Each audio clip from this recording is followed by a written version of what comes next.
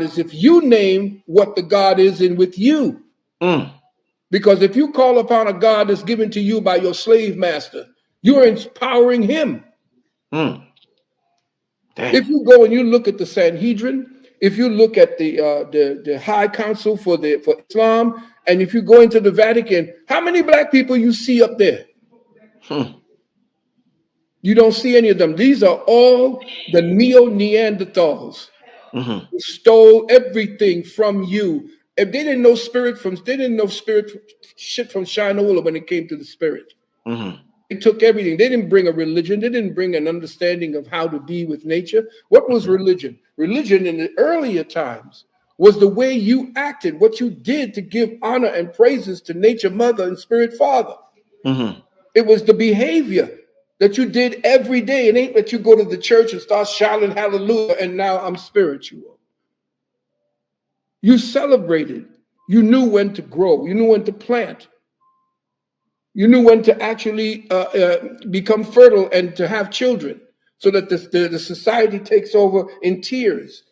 But when this creature came out the caves, he just disrupted everything and made you forget everything, forgot the name of your God. That's the first thing he took away from you, the name of your God, the one that you were given by nature mother. When you listen to the breeze rustling through the trees, when you listen to the running water, and these sounds used to give you the idea of what God sounded like, and you named God after that. You didn't name God from somebody talking about Jesus. Who the heck is Jesus? I didn't know no Jesus. Jesus, what are you talking?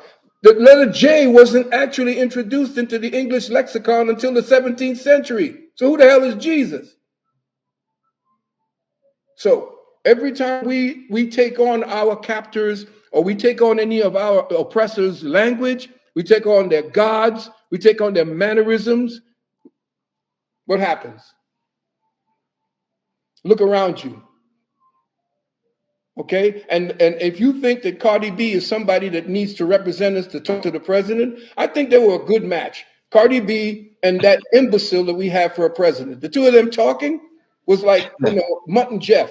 Oh man, Doc. We have nothing but idiots up there, and that's what they want. They want idiots and whores.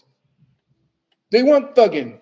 And I tell these young brothers and sisters, what happens when your people start talking about your music? After Rakim and the brothers who are actually dealing with putting out some good music and actually taking hip hop to the place where your brain was talking to you at that stage. What happened? Right after that, when you're sitting there, you listen to them sitting in the barber shop, and they're sitting in the barber shop. What is it? War stories. It ain't about music. Listen to the content of the conversation of these people talking. Oh man, I'm so fascinated by the fact that you almost got shot. Oh, I'm so fascinated that when what's this big person that worked with Tupac? What's his name? Suge Knight. When he walked in, man, get the fuck out of here with that bullshit. Who gives a shit about a thug? That's your hero today, huh? That's what you're looking at. That's what you go ahead and tap into your iPhone for, to listen to the old war stories of people who came out the ghetto and brought it with them. No. I'm an old man sitting on the rocking chair watching you all fuck your life up. And you're giving your children over to these beasts, because every time Cardi B talks about her wet wop, they're listening to that crazy shit, and your girls are going to turn into whores. You turn them off. You don't spend your money there. This is ridiculous. You let the beast tell you what music you should hear. It's ridiculous. I'm sorry, I'm going off. Hey, Doc. Hey, man. Listen, if tonight, if this is a glimpse of what we're gonna get next Sunday, Doc, I'm once again, we got almost 4,000 people in the chat. I'm gonna put well, I'm not gonna ask that. Let me ask because I gotta go show love to the people who let me see, speak on. Let me see. Okay, let me ask this super chat question. Sorry for the super chat. I was focused on the show. I didn't see some of the super chats. Shout out to everybody who sent the super chat. This one right here, Doc. Is it better to meditate in silence? I was told frequencies, nature sounds, etc., can sometimes block your message. Yeah, very good point. Sometimes you see, whenever you hear nature sounds, the first thing that does is comes up is pictures in your mind of what the sounds are. And then that interferes with you not making any kind of connection to what your thoughts would give you as reality. The thought itself is artificial. It's artificial because the brain creates it in order to store information. That's all it does. It gathers information. What we do with that information is where we either fail or succeed. Now, if you want to meditate, you have to be very mindful of the fact that sometimes if you put running water, the first thing we do is wait, one or two things. You might want to go to the bathroom. You might find you guys pee because you're listening to running water. It's a suggestion. Or you might be listening to the running water and you all of a sudden a picture of a brook comes up. That's not what you want to be. You don't want to be sitting beside a brook unless that's what you want to do. But what you want to do is to go into the complete silence because you want to hear what's in your head. And your observer is one who wants to not listen to specific sounds. Sometimes you can actually start your meditation with a bowl. There's a bowl, what they call a Buddha bowl. And some of them are made with crystals, and it has a mallet that you can rub around the end, and it gives you a beautiful sound. And that could be the precursor to your meditation, to completely take you out of any specificities that your brain would want to lock onto. If you just kind of allow the sound to be absorbed, then what it does is takes over the filter that you would have. In other words, whenever you hear a sound, the filter is putting a direction to what you're listening to and putting it into pictures for you. So what you want to do is to make sure that you're in a place where you're not hearing any sound except what's inside of your head as a replay. And you'll see how addicted you are to thoughts. Because once you break into thought, no longer having thoughts, your body starts feeling different because you're so addicted to what you've been thinking. You think you become there's a craving to think, and that drives you crazy. If you lock a person into a room that's completely white, for instance, and it's just padded and there's nothing else but just white, and you leave him there for like a half hour, a day, 2 days, it'll drive him crazy because the brain has been accustomed to input, constant input for filing and for qualifying. So until you get past that type of addiction to thoughts, so your brain could start eating on what it is that the input that your senses are giving to you, then you're not going to have a true meditation. You'll have a me dictation, which is different. Shit. Oh man. This next question, Doc, I don't really understand it. It says speak on side bay connection to Hoon Apku. Do The you know what that? Hunabku, the Hunabku, are you talking about the Hunabku of the ancient the Olmec or the Tutankhamun? I don't know. Sai Bay, I'm not sure what that is, my beloved brother. All Technique right. two. Yeah, technique twin. The Hunabku is what you're looking at when you see the if you ever been to Mexico and you see this thing with its tongue hanging out in the middle. Yeah. It's like a Yeah. thing.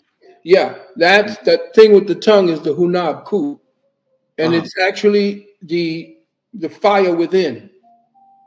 That is the how can I say it? Because a lot of people are not going to know what I'm talking about when this person wants a specific set of information. You need to join my school. Mm. Okay, the Hunab Ku essentially is the universe as it speaks. That's why the tongue is out. The tongue is what gives us the ability to form words.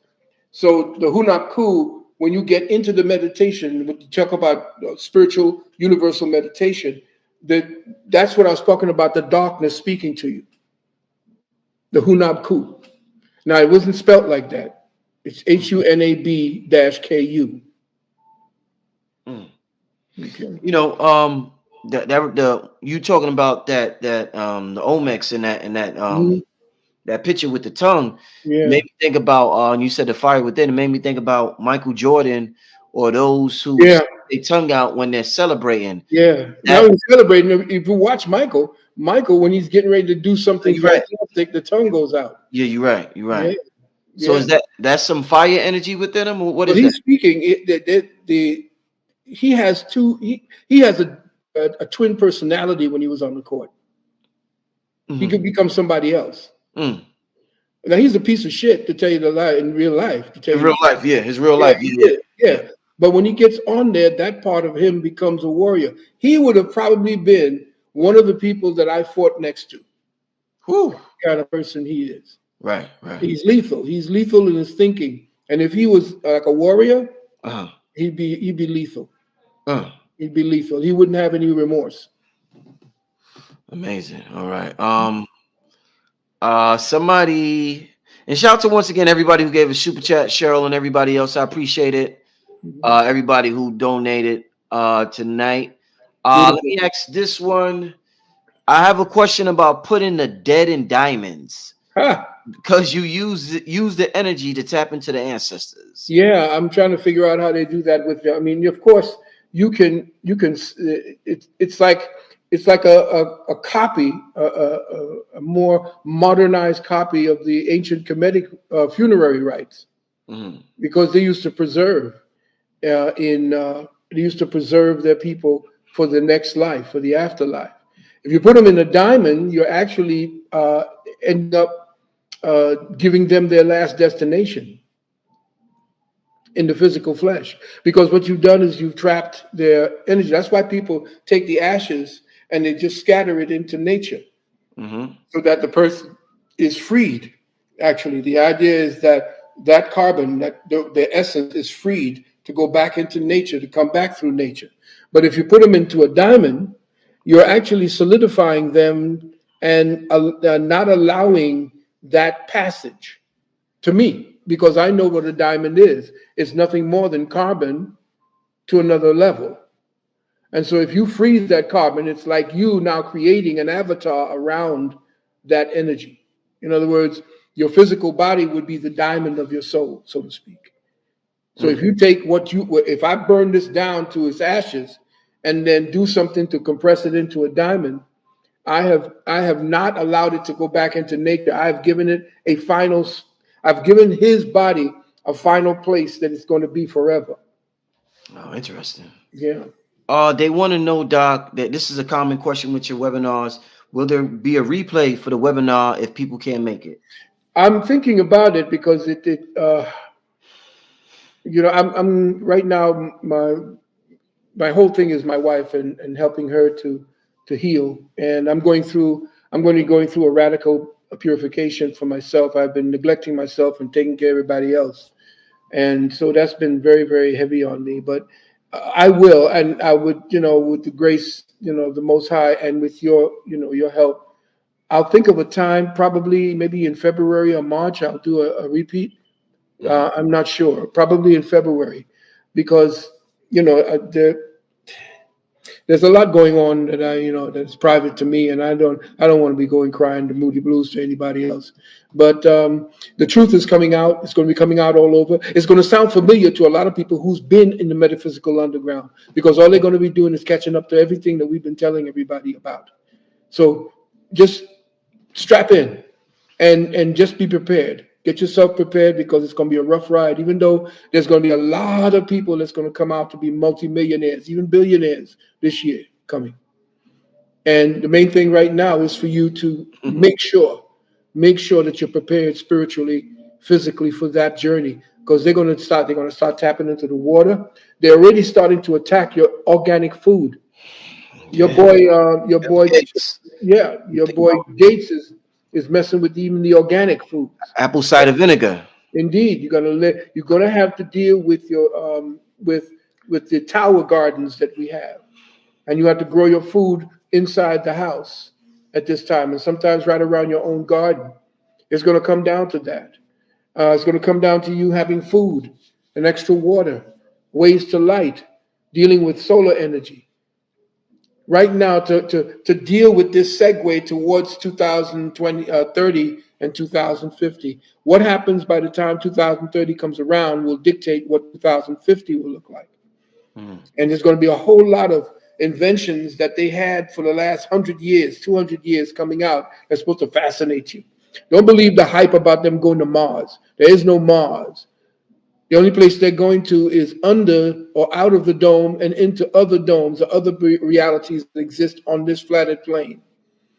They're going to come with the crap. They're going to come with the garbage. They're going to tell you about, and you're going to see Jesus is going to be on a cloud. And they've been doing Project Bluebeam all around. They've been calling me up, hey, bro, Dr. Val, you see that thing? That thing in the air and so, but they're messing with your brain. All of that is optics, technological optics that they're setting up. They need to pretend that they are God. And to get you to do that, they're going to put on a gigantic light show to make sure you think that the gods that you've been worshiping all this time was real.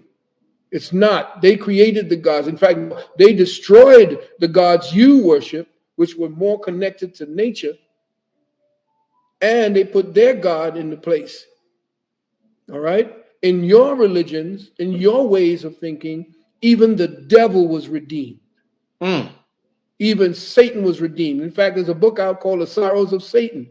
Satan's is sick and tired of humanity taking up all the things, all the weird and the sickness and all the debauchery and all of the type of pedophilia and all this kind of crazy stuff. Satan is saying, well, when y'all gonna be done with this so I can leave? I can be, I want to retire. Oh shit. Satan wants to retire. God. Yeah. He's only here to give you what you want on that level. Oh man. Okay, so everybody said, well, the devil made me do it. That made you do shit. You are the one who did it.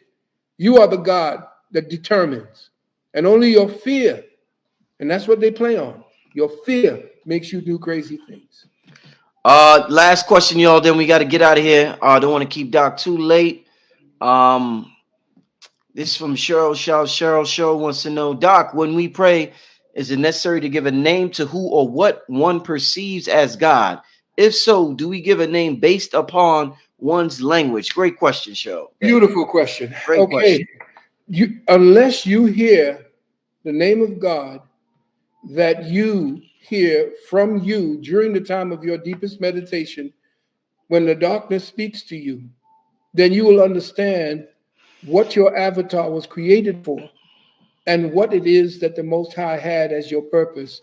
And you will definitely know the name because you will have tapped into the area code of the darkness. Mm. Most people don't know the area code. They just tap numbers. That's why Brother King Simon is so important. Brother Roy Strayhorn is so important. Mm-hmm. Those numbers, what you deal with in the temporal level is all number.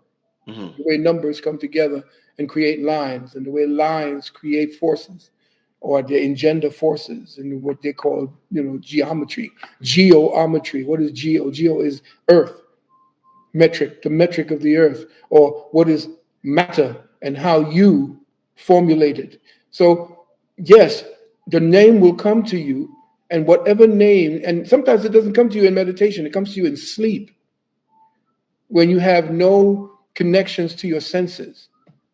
And so when you go into meditation, don't speak of anything. You're going in there as a pure person, a pure entity of light.